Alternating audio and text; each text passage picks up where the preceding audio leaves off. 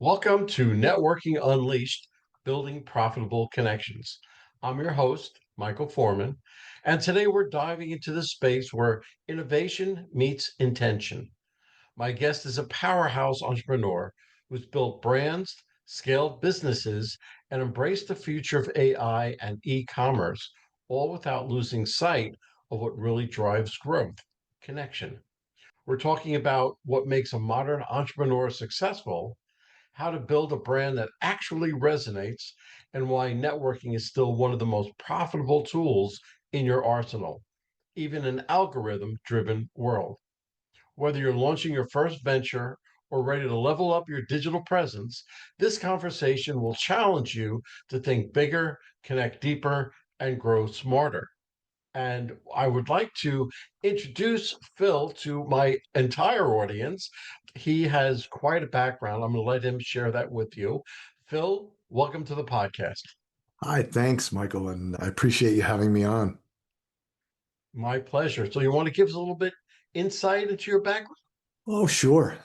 I founded my first business when I was 27 years old, and it was a complete and utter disaster. I was a failure at leadership and a failure at process management, and just every mistake that you could possibly make, I made.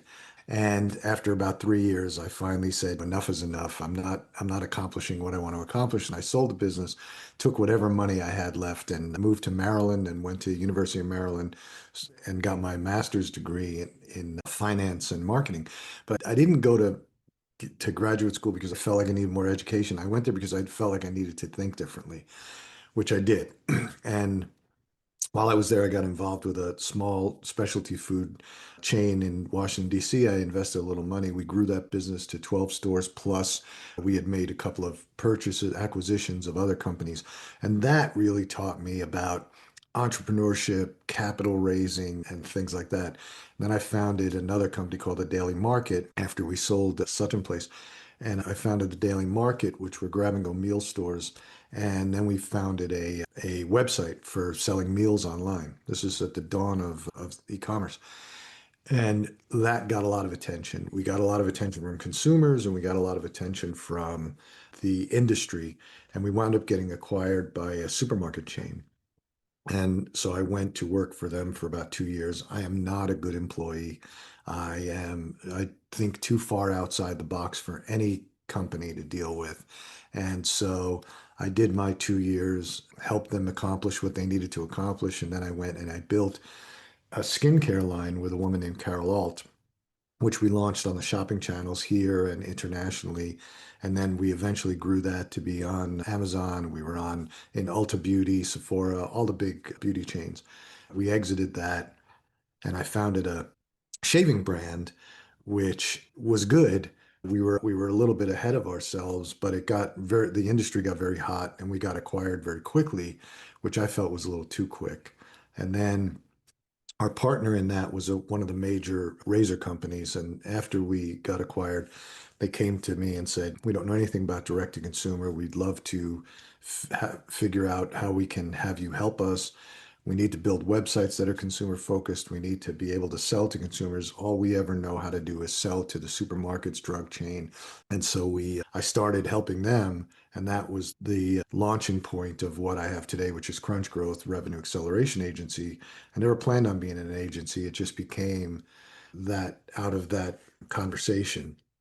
And so from there on, we help brands today scale on multiple platforms, whether it's e-commerce, brick and mortar, whatever. We place advertising, we run social media for them, and we're a full service agency. We do short form, long form video. We build sites, host sites, manage sites. So that's what we do. Great. That's quite an extensive background. And that's why I'm glad that I didn't attempt to say it because I would have butchered it. All right. So I'm so glad that you told everybody or explained to everybody what it was. So let me just delve into these questions and just give me your best answers. Sure. In your experience, what separates successful entrepreneurs from those who struggle, and where does networking fit into that equation? Yeah, that's a great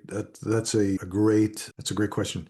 So I think most successful entrepreneurs are able to take in criticism, whether it's from their customers or whether it's from outside sources, and reflect on it and in an attempt to get better and constantly improve. Because I think entrepreneurs, and I was guilty of this in my first startup, I think entrepreneurs think sometimes that they have the answer to everything, or they have to have the answer to everything, and they don't. As far as networking goes, it's always good to surround yourself with people that are going to be honest with you and give you their honest feedback and help you think through. They don't have to give you the answer, they just have to help you think through. So the ability to network and listen to what other people have gone through and be able to bounce ideas off and talk openly about what struggles that you're having or the positives, negatives, and share that information, whatever's positive or negative that you do, share that with others, I think is invaluable for entrepreneurs. So the whole relationship building, not only with your clients and your customers, but also with outside sources, helps you become a better manager, a better person, a better entrepreneur, and be able to see problems before they occur. Absolutely. I could agree with you more. And that whole that the entrepreneur has to know everything is a fallacy. So you just have to, but I consider myself, they call me a super connector, but a connector. I see two people, I do one person with a problem, one person with an answer. I put them together and I back away because I've done my job. I've put those two together. I'll let them, if they're successful, fine. If not, that's fine too. I did my job. But I don't have the answer for everybody, but I may know somebody Sure, and it increases our network. So absolutely. it goes more and more. And I can really go into that with you even further, but I'm not going to because I have more questions. Okay, before a brand becomes scalable, it has to become known. Yeah. How important is relationship building when launching or growing a personal or business brand? In today's environment, I don't care if you're building a personal brand or you're building a consumer product brand or you're building a B2B brand. I don't care. I just actually just wrote a book on this whole subject, which is the why behind the buy. And the reason is you have to make a connection with your customer, with your prospect, and who today people want to know who they're buying from and they want to know what you stand for and what you're all about. It's not like the old days. Anybody who's marketing the way that we people were marketing 20 years ago or 30 years ago, you're dead in the water because in today's consumer, again, I don't care whether it's a business consumer, a client for coaching, somebody who is you want in your network, they want to know who you are and what you're all about. And so you have to build that relationship before you can move further. Same thing with building a brand, especially when building a brand is all about it's centered upon something. So if it's your personal brand, that brand is centered upon you. So you have to be able to express who you are, what your mission is, how you're going to help people, and why they should get involved with you. And that's the big thing is why should a customer buy your product in your consumer product brand? Why should someone do business with you if you're a business brand? Why should someone do business with you if you're a personal brand? So you have to get that across. And the way you do it, today we have tools like short form video, long form video. It gives us the ability to communicate who we are, what we're all about, and why you should buy from us. Absolutely. Again, I couldn't agree with you more. And it's just because every time that you're explaining an answer to one of these questions, I'm agreeing with you 100%. And I very rarely do this, by the way. I'm agreeing with you 100%. And I could pick out pieces of what you're talking about and talk for an hour about it. Yeah, So yeah, you're right on the mark with everything. You're at the intersection of AI and e-commerce.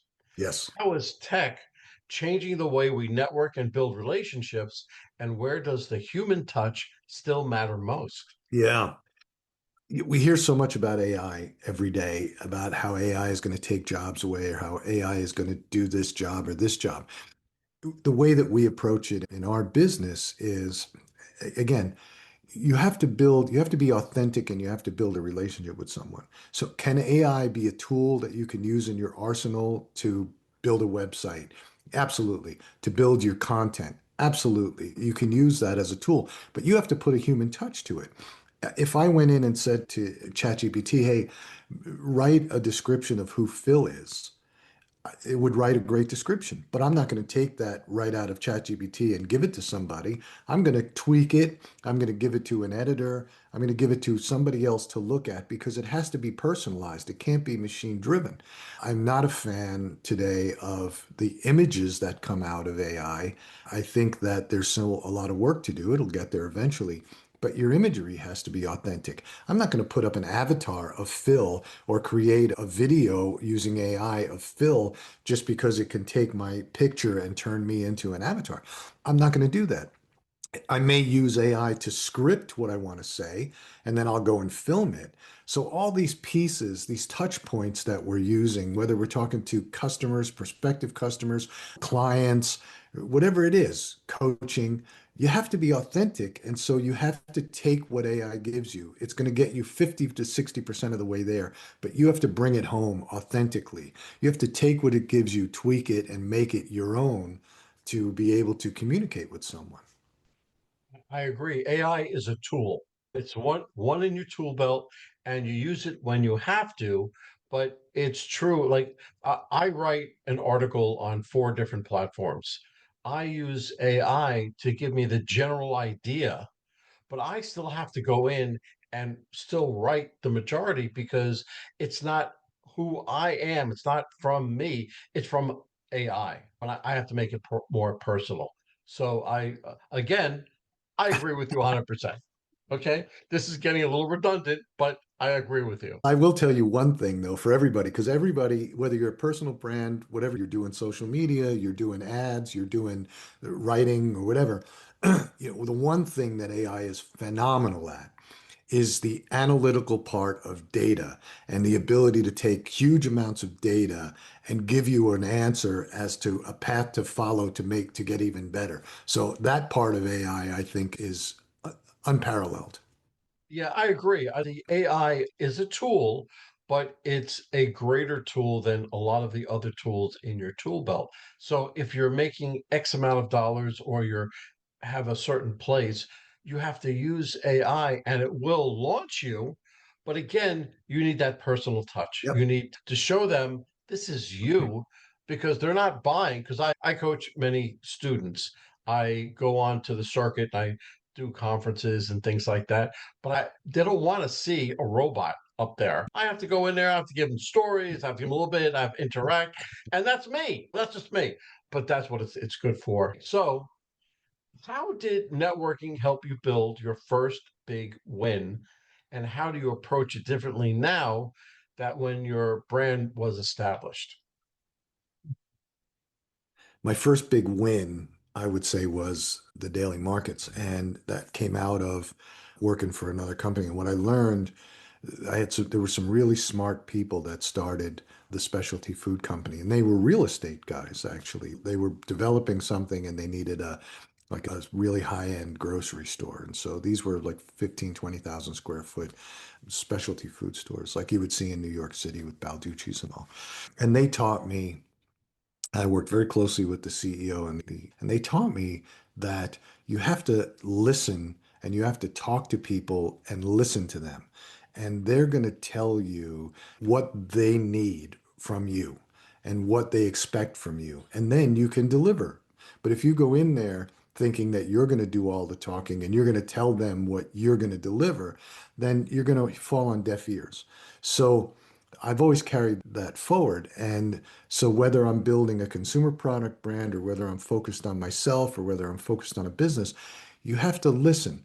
You have to listen to your customers. You have to listen to your clients. You have to listen to your prospects. You have to listen to the people in your groups. So I find myself, I just came back from a conference in Florida just yesterday. And I found myself sitting in that room, listening to every single person who was speaking and writing down notes about each one of them so that I could, when there's that off time, when you're engaging together, I knew what I wanted to talk to them about. And I could bring up the fact that, hey, you said this, and I find that interesting. First thing that does is they realize, oh, you really listened to me. And the second thing is you're really interested in what I have to say. And so they're more apt to give you even more. So you have to It's really a two-way street of networking with people. You have to listen and hear what they have to say, and then you can better help present yourself in a way that you can help them at another point. That's sort of the point of networking. It's two-way Well, street. that's very true. There is a term that you can use for that listening. It's called active listening. Yeah. So that you just listen to what you don't want to, the next thing you say isn't the next thing that you want to say. It's you have to respond to what they're saying. Easy way is to repeat part of what they said to you and then continue on and finish what they were saying. So you're listening to them because you are a problem solver. Yes. Okay. You're going to solve their problem. The only way that you're going to solve their problem is if you listen to them. So if you listen to them, and listen, every time you go into networking, and whether it's a networking event or a conference or anything else, there's something called a servant's heart. You have to go in with a servant's heart. And what that is, it's like, what can I do for you? How can I make you more successful? And it usually blows a person away. I don't even know what you do yet. And Yeah. you're asking me what's going on? But it builds up that level of trust. Know you, like you, trust you, they'll do business with you, right? Yep. So you're increasing level of trust. Sometimes you have 30 seconds, a minute, 5 minutes to build that level of trust, but you have to build it just enough where they're actually open to what you're saying. Yep. So that's all part of it. It's all part of it. Okay. So in brand building, people buy the story before they buy the product. How can entrepreneurs use networking to shape their narrative? Yeah. That's a great question. It's really no different, right? You're talking to people. When you're building a brand, you figured out who your target persona is, your customer. You built this persona so you can speak in the language that they want to hear, that they speak in. If I'm if I have a product that's geared towards people that are between 20 and 35, there's a different speak than if I'm have a product or a brand that I'm speaking to people over 50. So it's the same thing with entrepreneurs. You have to know who your audience is and what you're trying to accomplish with that audience. Are you just trying to let everybody know? And believe me, I see entrepreneurs like this. You're just trying to let everybody know that you're the greatest in the world. You're going to speak away, but people are going to shut you down because they get tired of hearing that. What, so the same thing, you're telling a story, you're telling a narrative, you're telling your story, but you have to be humble about it or get across what you think is interesting for them. So I did a speech in February at an entrepreneur event, and I started out and told them my backstory, but I said I founded 10 different businesses, but only four have been successful. And I tell them exactly why I failed. And I'm telling them that not because of any other reason than I'm going to try and help them to understand that failure is a part of growth and you should never be ashamed of failure. You don't have to have all the answers. As an entrepreneur, it's okay to fail. I failed because I got myself into things that I shouldn't have been involved in, or at the time it wasn't right for me. You have to know your audience. It's the same thing. You have to know your audience. You have to build a persona and you have to get across what you think is going to be interesting enough to help them. And that's storytelling. Absolutely. And storytelling as is a very big part of your presentation. Now, people remember the stories. Absolutely. They're not going to remember what you talk about, but they're going to remember the stories. Yes, So if your story resonates with them, then they'll pay a little more closer attention to you, right? absolutely. So one thing leads into the other, but that's a very big part of it. And when I go on stage, that's the first thing I do is I hit them with the story and I Yeah. get them involved, and it becomes that type of talk. But listen, I've been an entrepreneur. I've been six, seven businesses, and four or five succeeded.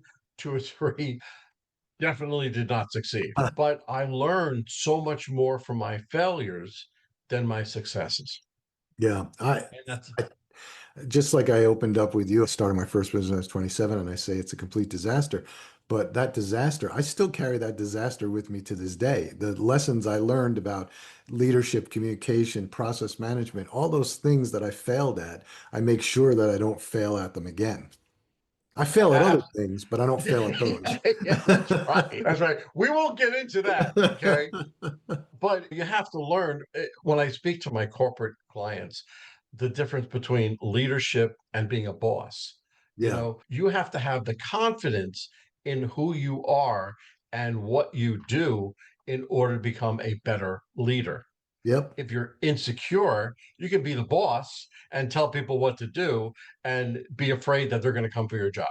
Yeah. When Yeah. being a leader is teaching them what you do. Yeah. It's not so that's all right. That's again, it's another conversation we can have for another hour, but we're not going to have it. Okay. So, what's your strategy for maintaining strong relationships with strategic partners, collaborators, or even customers, especially in a digital first world? I think that in some ways, the digital first world enables us to be more in communication or build relationships stronger than in the past. And the reason is because I can send a message, I can send an email. If I think about something for you, I can send a message to you immediately. The one thing that I like to do is share information. If you're linked up with me, for example, and I know what you do, and we've talked, and we're in a business relationship, and I see something that comes across that has to do with your industry, I'll send it to you and say, hey, I saw this. I don't know if you saw it, maybe you didn't, but I thought this was interesting about your business. So now I like to constantly give information or give ideas or give thoughts or link people up and say, hey, guy, I just had so and so on my show, and I think you guys should talk because they're both doing the same type of thing. And I like doing that. And I think people appreciate it because it's not one way. I'm not asking them for something. There may be a time when I may ask them for a little help on something that I'm working on, but I built up so much relationship capital with them because I constantly give, and then there's usually no reason why they won't want to help me. But then they feel like we know each other. I'll even give you an example on LinkedIn. We do outreach for our business on LinkedIn and we target specific people. And I never go heavy into the ask right away. It's usually, hey, let's hook up. Then once I learn about them, I'll send them something about their industry. I'll even make comments on some of their posts now that we're linked up. And then by the time I ask for a meeting, which may be 6 or 7 weeks after, they feel like we know each other because we've done all this. They feel like, oh, we're friends. So I think in some ways, the digital side of it enables us to get a little bit closer to people if you use it correctly. Yeah, always if you use it correctly, but that's called building your social capital. Yeah, You have a lot of capital and you have to build it. And this is all social capitals. But what you're doing is you're bringing value to that relationship. And what you're doing also is you're saying, okay, this other person, that article or something else that have you seen it, you're adding value to your brand sure. and what you're doing. And when they accept it, you're increasing your social capital. So everything works with one another. And the fact that you don't ask for a meeting till 3 or 4 or 5 times in, that's perfect because you've increased your social capital to such a point where they almost say, I almost have to talk to Yeah.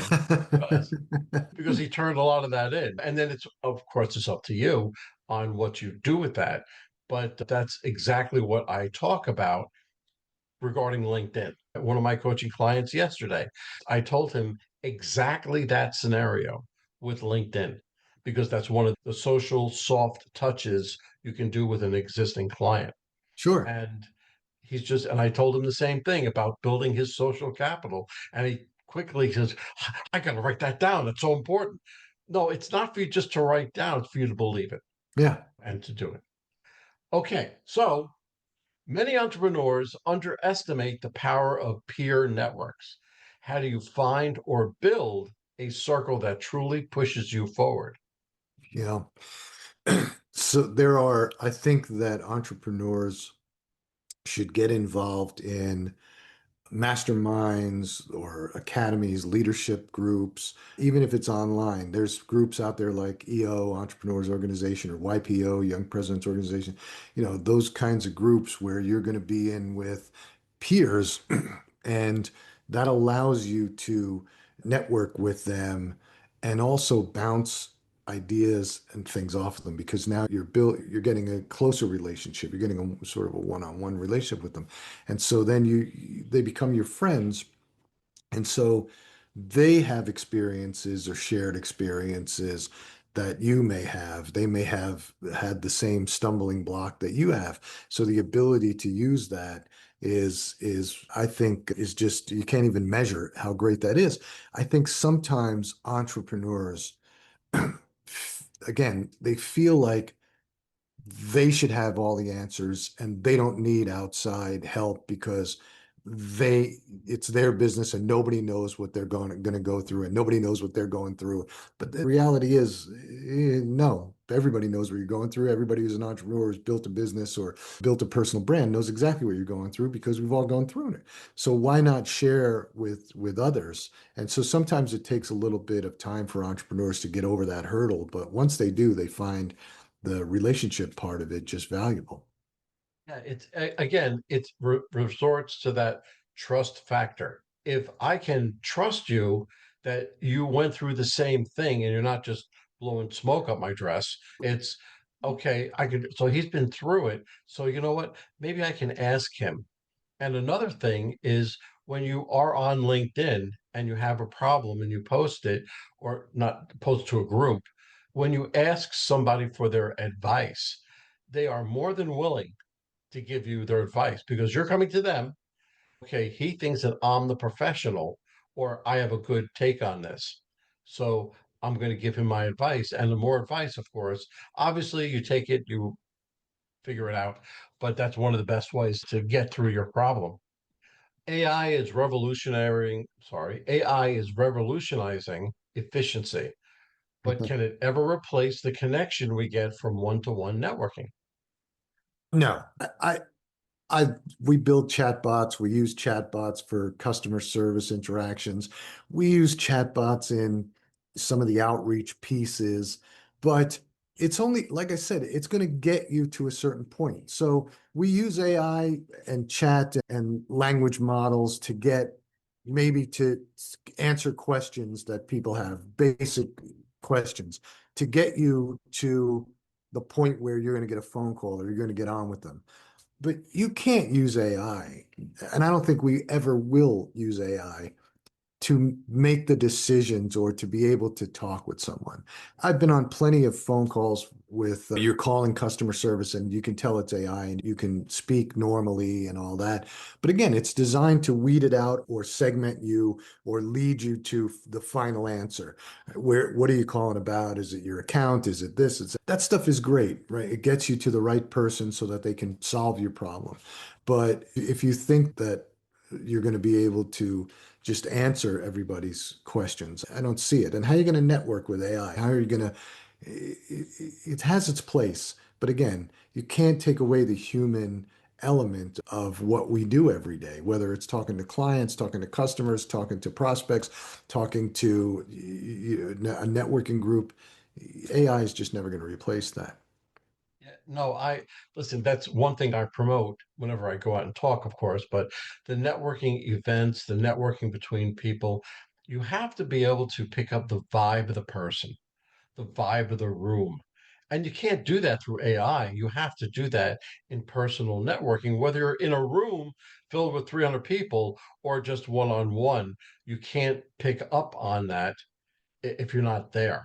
And Yeah. so you'll always need, plus, you know what? We're human beings. We need the physical touch. We're not going to survive unless we have it. So that's another thing. I'll tell you one thing that I tested the last two meetings I was at, and they were small groups, 25, 30 people, and entrepreneurs and brand builders. And I got the list of the signups of the attendees from the sponsor of the show. And I took that list and I ran it through AI and said, just give me a quick 5 sentence synopsis of each of these people. And all I'm trying to do there is to be able to now make a deeper connection. So when I walk up to somebody and I say, "Oh, you're Ann? Oh, you did blah, blah, blah, blah, blah, blah, blah, blah. Am I correct? Is that you?" And then all of a sudden they're taken off guard, like, "Oh, he knows. How does he know me? How does he know anything about me?" And it changed the whole dynamic of the discussion. Because I'm talking about before the meetings all start, when you're just mingling and when you can walk up to somebody and say, "Hey, I know a little bit about you. I'd like to know more. I noticed that you did this. How was that? How did that?" It just completely disarms people, and they're impressed that you bothered to find out something about them, and then they can just talk. And I love that when you can get people to just start talking about themselves. So that was one thing I did. But again, I didn't use AI to talk to the person. I used AI just to give me 5 simple Information. facts about the person, and which I thought was really an interesting way of starting. It is. And I use something called FORM. It's family, occupation, recreation, and a message. And I have that in the back of my head for every networking event because people love to talk about themselves. And the Yeah, more you get them to talk about themselves, the stronger that level of trust is. Father, mother, sister, brother, husband, wife, son, daughter, talk about that, right? Or talk about, oh, you like to go skiing or boating or playing baseball or something. Talk on that. Don't talk business because the more you talk about business, the less they're going to pay attention to you. The more you talk about themselves and let them talk, the more that trust factor is, and the easier it will be for you to have that conversation at a later time. yep, So when you try to make that cup of coffee meeting, it'll be a lot easier after that form meeting. yeah. So that's okay. So, how do you recommend early stage founders start networking if they feel like they have nothing big to offer yet? I think you always have something big to offer. You just don't see it. And You have to find it. it always comes out in the first meeting. So the first thing one of the things that I see that's been a great thing for young entrepreneurs are the accelerator programs and or co-working spaces, because they wind up going to the same place every day, and it's probably 10 or 15 or 20 other startups in there, and you're forced almost to network within that group. And they always have networking events, and they always have speakers and things. So guys and gals who start businesses or early stage are in those places, and they wind up talking, and then they realize after about a month or so that they really do have something to offer. Somebody might come to them and say, ask the same question that somebody else asked about their business. So I think that you have to get over yourself and just take that step. Find the group that you want to be with, whether it's at an incubator or an accelerator, or maybe it's an online leaders academy, or any group that you can get involved with. Even if you're just going to listen in the beginning, get involved and then start adding to the conversation, and you'll find that you have a lot to offer. Yeah, always. And if you think about it, as you said, you have a lot to offer because you're not there because you said you woke up one morning and said, I'm gonna start a business. What am I gonna do? So you had to put some thought behind it. You had to create the business at least in your head first. Sure. So if you go to that networking event, that's what you're talking about. Right. So you do have something to offer. And of course, at that event, you can see what sticks, what doesn't stick, what they say, what they don't say, and that starts your progression. But you always have something to talk about. Sure. And for some of us, we don't shut up, but that's beside the point. Okay. So let's bring this podcast full circle. Okay. I'm going to ask you the last question. If someone listening is ready to build their brand, grow their business, and expand their network, what's the first bold move you challenge them to take this week? The first bold move. So they're trying to grow their business, build a brand. Then the first bold move I would make would be to get, I would get into a group of like-minded people, entrepreneurs, people who have done it before, whoever, whatever your focus is. If you're building a brand, you're building a business, you're building your network or your coaching business, personal brand, whatever it is, get into a group of like-minded people that are going down the same path as you and just say, "Hey, this is what I'm doing. Do you have any advice for me?" And then just sit back and listen because people are always going to give you advice if you ask for it. But that's the first bold move I would say. A lot of people don't want to do that because it puts you in a vulnerable position. You feel like now they're going to think that I don't know what I'm doing or I don't have a clue.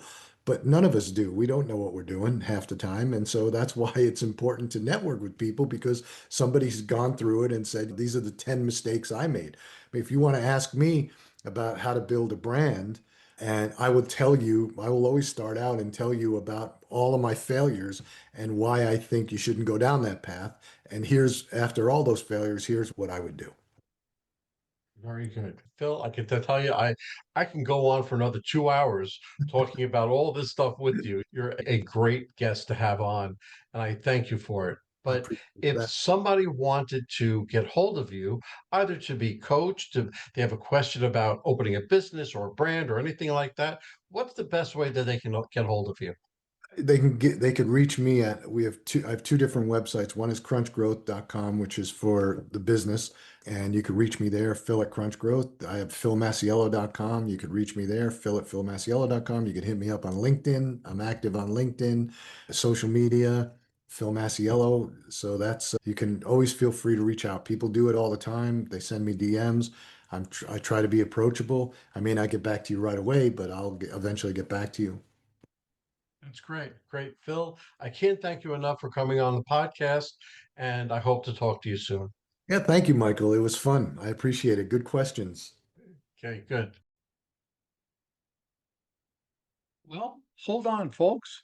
Don't go anywhere. Let's hear from our sponsors. David Neal, co founder, Revved Up Kids.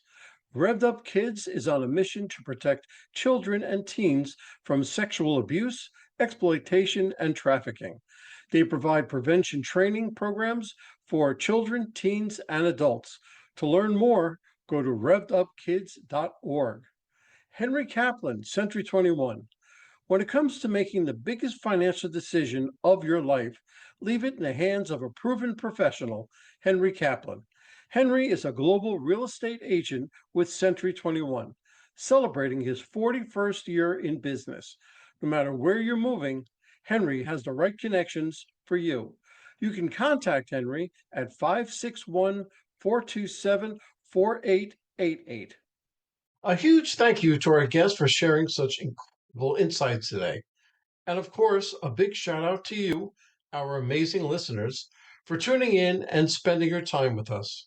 If you're interested in my digital courses, being coached, or having me come and talk to your company, just go to Michael and fill out the request form. Remember, networking isn't about being perfect, it's about being present. So take what you've learned today, get out there, and make some meaningful connections. If you've enjoyed this episode, please don't forget to subscribe, leave us a review, and share it with someone who could use a little networking inspiration. Let's keep the conversation going.